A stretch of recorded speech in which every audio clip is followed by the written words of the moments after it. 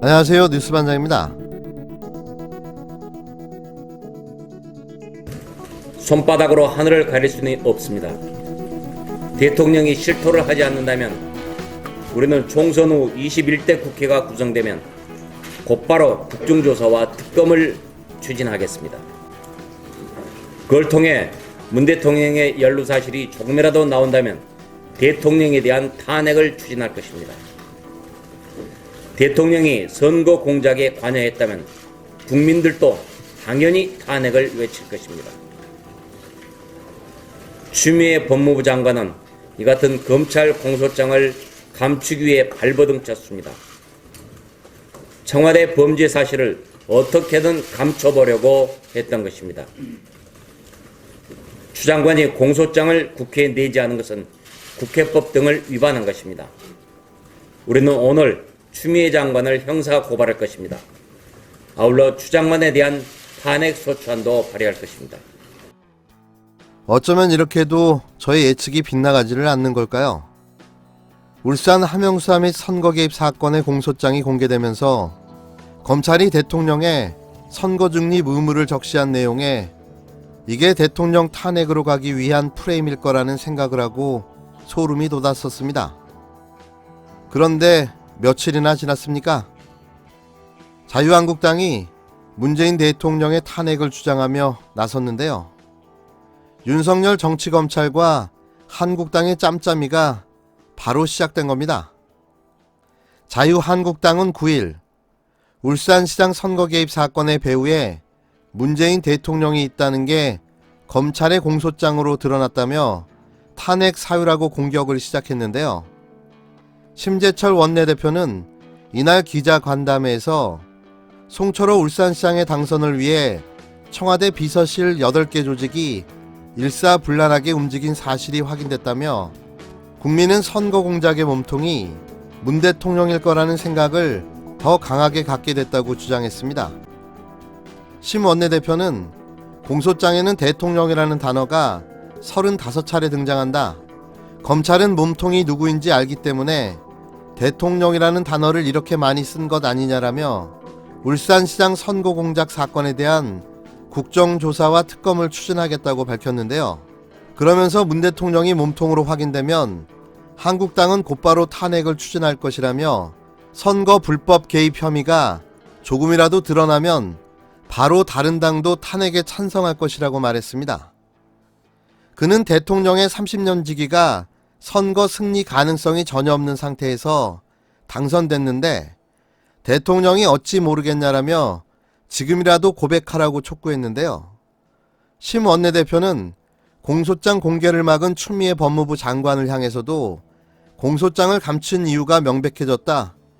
국민이 보게 되면 청와대가 본산이고 문 대통령이 몸통이 아니냐는 생각을 갖게 될까 두려워서였을 것이라며 추 장관을 형사고발하고 탄핵하겠다고 말했습니다.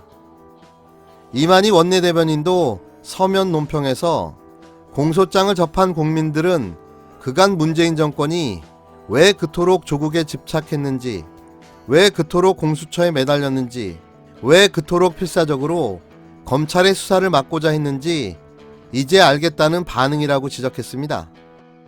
그는 권력을 사유하고 헌정을 유린한 대통령에게는 국민의 준엄한 심판만 기다릴 뿐이라고 했는데요. 한국당은 지난 7일 종로 출마를 선언하고 이날 현장 행보를 시작한 황교안 대표를 향해 더불어민주당이 예비 후보자가 아닌 황 대표가 종로구 출마 후보로서 개인에 대한 지지를 호소했다면 공직선거법 위반이라고 주장한 데 대해서는 네거티브, 내로남불이라고 반박했습니다. 김성원 대변인은 논평에서 제1야당 대표로서 국민께 먼저 출마 의사와 비전을 밝히고 예비 후보 등록을 하는 것은 당연한 수순이다. 이낙연 전 총리 역시 지난달 23일 출마 선언 후 이번 달 3일에서야 예비 후보 등록을 했다고 말했는데요. 김 대변인은 민주당 논리라면 이전 총리는 임종석 카드가 무산되자 등 떠밀려 출마했기에 예비후보 등록이 그리 늦었단 말인가라며 예비후보 등록 전 행보에 대해 이전 총리의 행보는 아무 문제가 없고 제1야당 대표의 행보만 트집 잡는다는 심보 역시 여전한 내로남불이라고 꼬집었습니다. 이런 가운데 4월 총선의 불법 선거운동을 엄단하겠다며 윤석열 청장이 다시 자신의 사단들을 불러 모으기 시작했는데요. 9일 대검찰청에 따르면 전국 18개청 지검장들과 59개청 공공수사 담당 부장검사들은 10일 대검찰청에 모여 4월 15일 총선 관련 수사회를 여는데요. 윤 총장 취임 이후 전국 검사장들이 한자리에 모여 회의를 여는 건 이번이 처음인데요. 여론조사, 흑색선전, 금품선거 등 선거마다 전형적으로 나오는 선거 범죄 유형에 대한 사례를 들어가며 대비책을 세울 것으로 알려졌습니다. 한 검찰 간부는 예를 들어 선거 관련 불법 문자 메시지를 돌린 사건이 각 지역마다 발생했을 때 검찰청에 따라 처리 결과가 들쭉날쭉하면 안 되니 통일된 기준을 마련하는 것이라고 설명했는데요.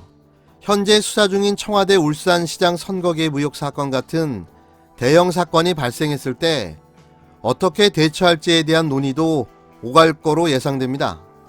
앞서 윤 총장은 올해 신년사에서 누구라도 돈이나 권력으로 국민의 정치적 선택을 왜곡하는 반칙과 불법을 저지른다면 철저히 수사하여 엄정 대응하는 자세가 필요하다고 강조했는데요. 이날 총선 회의를 계기로 지방에 흩어진 윤석열 사단도 다시 얼굴을 마주하게 됩니다. 윤 총장의 측근으로 분류되는 박찬호 제주지검장과 이두봉 대전지검장 등이 이날 회의에 참석하는데요. 박찬호 지검장은 대검 공공수사부장 시절 청와대의 하명수사, 울산 선거 개입 의혹 사건 수사를 이끌었지만 지난 1월 8일 인사조치로 지방으로 좌천 전보됐습니다. 회의에는 법무부 간부도 참석해 추미애 장관의 의중을 전달할 예정인데요. 법무부 관계자는 통상 검찰국장이 참석해왔으며 선거 수사 실무에 대해선 관여하지 않되 엄정하고 철저하게 단속해달라는 원칙 위주로 전달하는 게 일반적이라고 말했습니다. 윤 총장은 13일 부산고검지검을 시작으로 전국의 검찰청을 격려 방문하는데요. 부산고검에는 윤 총장의 최측근인 한동훈 차장이 근무하고 있습니다. 한 차장검사는 대검 반부패 강력부장으로 일하며 조국 전 법무부 장관 일가 사건과 유재수 전 부산시 경제부시장 감찰 무마 사건 수사를 지휘하다 지난 1월 검찰 간부 인사에서 사실상 지방으로 좌천됐는데요. 지난 13일 한 차장검사가 부산고검에 부임하자 그를 조롱하는 현수막이 부산고검 청사 정문 앞에 걸리기도 했습니다.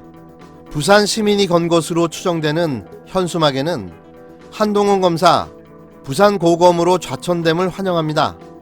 경축, 자나깨나 한동훈 조심, 없는 죄도 다시 보자는 문구가 적혀 있었습니다.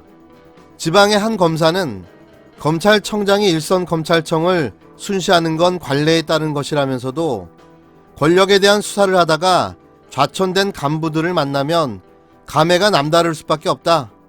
윤 총장이 평소 강조해왔듯 흔들리지 말고 계속 가라는 메시지를 전할 수 있다고 말했습니다. 윤석열 청장을 볼 때마다 저는 이런 생각이 듭니다. 이런 그의 행동은 정말 검찰로서의 소신인가? 아니면 어떤 의도를 가진 행각인가?